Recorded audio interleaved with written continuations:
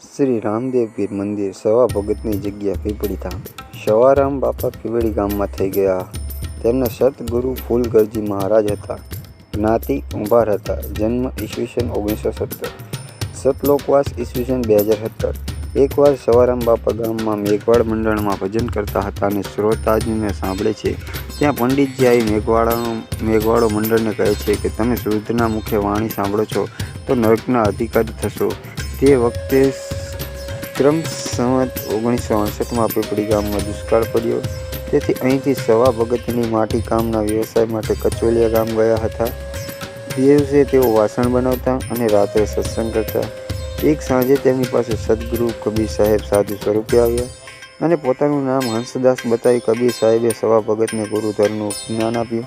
ત્યારબાદ એ જ વર્ષે વિક્રમ સંવત 1968ની એક રાત્રિએ રણુજા નારાયણ રામદેવ પીર બાપાએ સવારામ બાપાને સપને આવીને કહ્યું, સવા મારે તારે ત્યાં કાયમ માટે બેસવું છે. રામદેવ પીર બાપાએ કહ્યું, અહીંયા અખંડ સદાવ્રત ચાલુ થશે અને સમય આવે મારું 52 ગજનું દેવળ બનશે અને ઈશાન ખૂણામાં મારો 52 ગજનો નેજો ફરકશે. ઈસવીસન 1969માં અનાથસુરતી અનાજનું આગમન થયું અને સદાવ્રત ચાલુ થયું. ઈસવીસન 1970માં અનાસુરતી ઘોડાનું આગમન થયું. ત્યારબાદ ઈસવીસન 1972માં સવારામ સાહેબે મંદિરનું નિર્માણ કર્યું અને ભગવાન રાધેકૃષ્ણની મૂર્તિ અને રામદેવજી મહારાજના ફોટાઓની સ્થાપના સવારામ બાપા તેમના ધર્મપત્ની જમુનામાં અને નજીકના શિષ્ય જબુબા દ્વારા સંતો, મહંતો અને ભક્તોની હાજરીમાં ધામધૂમથી કરવામાં આવી હતી. ઐતિહાસિક મહાત્મ્ય મંદિરના સ્થાપક સવા ભગત લોકસંઘ તરીકે એટલી જાણીતા હતા કે ગાંધીજીના અંતેવાસી અને પ્રખર યોગી સંત શ્રી સ્વામી આનંદે પણ ખાસ તેમની મુલાકાત લીધી હતી અને પોતાના પુસ્તક ધરતીનો આરતીમાં સવા ભગતે લોકવાણીમાં રચેલા પદોને વૈદિક ચિંતનને સાર ગણાવ્યા હતા. સ્વામી આનંદે સવા ભગતની પ્રશસ્તિ કરી અને સન્માન આપ્યું કે પછી લીંબડીના ઠાકોરે તેમનો મહિમા સ્વીકાર્યો. એકવાર લીંબડી ઠાકોરના મહેમાન બનેલ રાજકોટના ઠાકોરે સત્સંગ માટે સવા ભગતને બોલાવ્યા. એ વખતે સવા ભગતના પદ સાંભળીને રાજકોટના ઠાકોરને પણ તેમને આધ્યાત્મિક ગુરુ તરીકે સ્વીકાર્યા હતા. જોકે સવારામ સાહેબને તે સમયના ઘણા નામી કૃપત, પ્રગટ, સિદ્ધયોગી, હંસ પુરુષો સાથે નજીકનો નાતો રહેલો છે.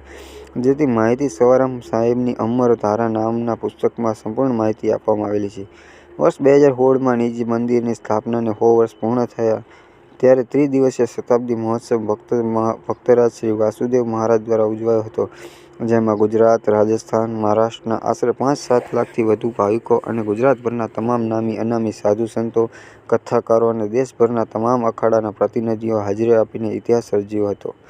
દર્શન માટે આ જગ્યા શ્રદ્ધાળુઓ માટે 24 કલાક ખુલ્લી રાખવામાં આવે છે. મુખ્ય આકર્ષણ અન્ય મંદિરોમાં રામદેવ પીર ઘોડા પર બિરાજમાન હોય છે, પણ અહીંયા 52 ગજના દેવળમાં સિંહાસન પર બિરાજમાન રામદેવ પીર બાપાની મૂર્તિ જોવા મળે છે.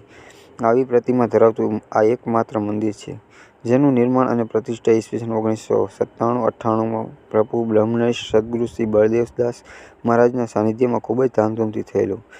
બાજુમાં સવારામ બાપાના કુળદેવી આદ્યશક્તિ શ્રી વેરાઈ માતાજીનું મંદિર આવેલું છે. પીપળી ધામથી 5 કિલોમીટરના અંતરે રામદેવ પીર બાપાનો વિસામો આવેલો છે, જ્યાં રામદેવ પીર બાપાનું દેવળ, રામ સરોવર અને શિવાલય પણ દર્શનીય છે. પપ્પુ સવારામ સાહેબ અને પપ્પુ બળદેવદાસ બાપુની સમાધિ પણ અહીં આવેલી છે. અહીં રાધાકૃષ્ણ દેવ મંદિર છે, જ્યારે રામદેવજી મહારાજનો પોતાની ફોટો અને ઘોડાની સ્થાપના છે. દર પૂર્ણિમાએ ગુરુપૂજન, ભજન અને સત્સંગ હોય છે. સાથે બીજ ગુરુ પૂર્ણિમા, ભાદરવા સુદ નોમ, દસમ, 11, સવારામ બાપા અને બળદેવદાસ બાપાની તિથિ મહોત્સવ બહુ જ ભવ્ય રીતે ઉજવવામાં આવે છે. વર્તમાન ગાદીપતિ ભક્તરાજ શ્રી વાસુદેવ મહારાજ ગુરુ શ્રી બળદેવદાસ મહારાજ હાલ જગ્યાનું સંચાલન કરી રહ્યા છે. આરતીનો સમય સવારે 7:15 વાગે, સાંજે સંધ્યા સમયે. એ સિવાય શ્રદ્ધાળુઓ માટે 24 કલાક અહીં મંદિરના દ્વાર ખુલ્લા હોય છે. કેવી રીતે પહોંચવું? સુરેન્દ્રનગરથી 52 કિલોમીટર, અમદાવાદથી 120 કિલોમીટર, રાજકોટથી 160 કિલોમીટરના અંતરે આવેલા છે. આ સ્થળે જવા માટે ખાનગી વાહનો પણ મળે છે.